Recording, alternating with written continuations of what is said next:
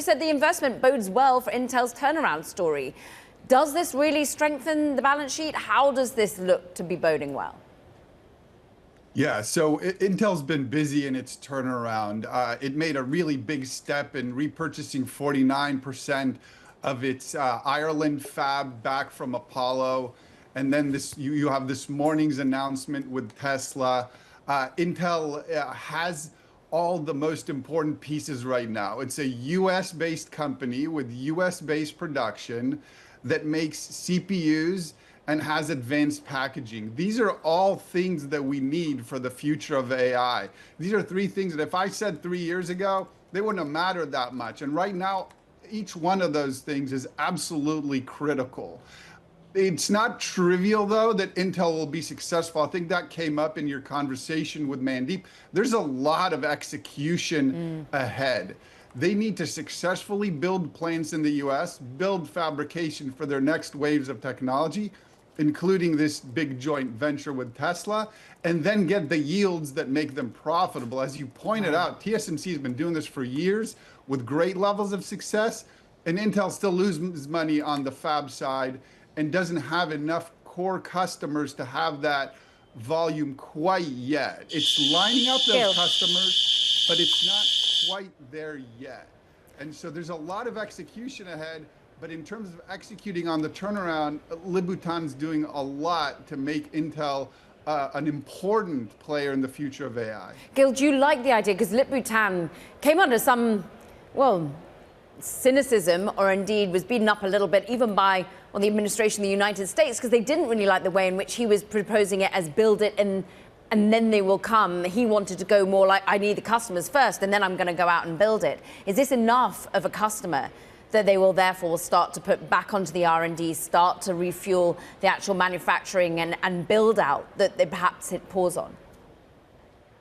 If we believe Elon Musk and the numbers he's been talking about, that's as much scale as you're going to get.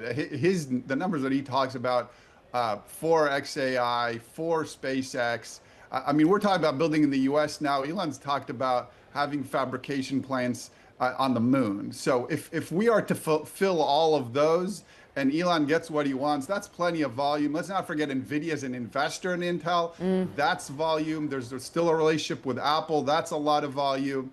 So Intel has positioned itself to have the volumes necessary to bring the customers to the table, to have the volumes necessary to be profitable on the fabrication side. It really is a matter of execution over the next several years to get those customers what they want with the high expectations those customers have. Let's not forget those customers are being served very well by TSMC. Yeah. This is volume beyond TSMC, but their expectations are still anchored to what they get from TSMC, which is very high yield. Can we go nitty gritty? Because Tesla has relationships for its own chip building at the moment, and they lie with Samsung and they lie with TSMC. So how divert?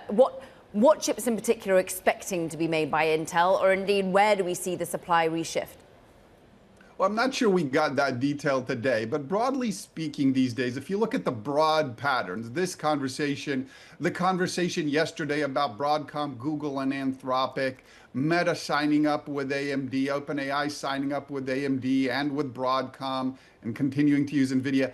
The approach of all the big players, so the hyperscalers and the big frontier labs, which includes Elon Inc., is to diversify around all of these large chip makers in order to be able to meet this very significant demand that they all have for chips. So they all are still, most of these companies are still mostly reliant on NVIDIA, but they want to rely more on Broadcom, AMD, and Intel, so they're not beholden to NVIDIA, so they have more capacity. What that looks like in terms of mix, I'm not sure they know. I think they're going to move forward and expand as aggressively as they can, and the chip companies that help them the most, that execute the best, will get the volumes. That's why execution is so important right now.